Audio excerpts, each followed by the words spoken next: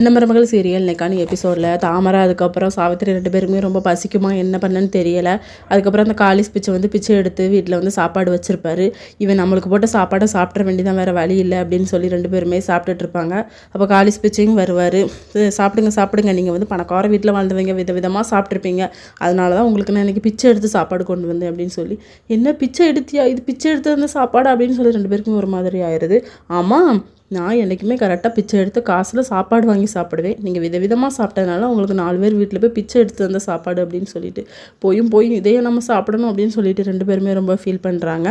இன்னொரு பக்கம் ராஜாங்கம் பாட்டி 2 பேருமே சேர்ந்து அந்த பூசாரிக்கிட்ட வந்து கேட்டுட்ருப்பாங்க. அந்த சாமியாரும் சொல்வார், நீங்கள் எல்லாருமே குடும்பமாக முருகன் கோயிலுக்கு வந்து யாத்திரை போங்க அப்படின்னு சொல்லிட்டு. அவங்களும் சரிங்கிற மாதிரி சொல்லுவாங்க. ராஜாங்கம் வந்து வீட்டில் போய் கேட்பாங்க எல்லாருக்கிட்டையுமே, நாளைக்கே கிளம்பலாம், பக்கத்தில் இருக்க முருகன் கோயிலுக்கு போகலாம் அப்படின்னு சொல்லிட்டு. சேது வந்து காவடி எடுக்க சொல்லுவாங்க. ராஜாங்கம் நானும் எடுக்கணும் அப்படிங்கிற மாதிரி சொல்லிட்டு இருப்பாங்க. பக்கத்தில் ஒரு கோயிலுக்கு நடந்து போயிடலாம் அப்படின்னு சொல்லி பிளான் பண்ணுவாங்க. இதோட இன்னைக்கான எபிசோட் முடியுது.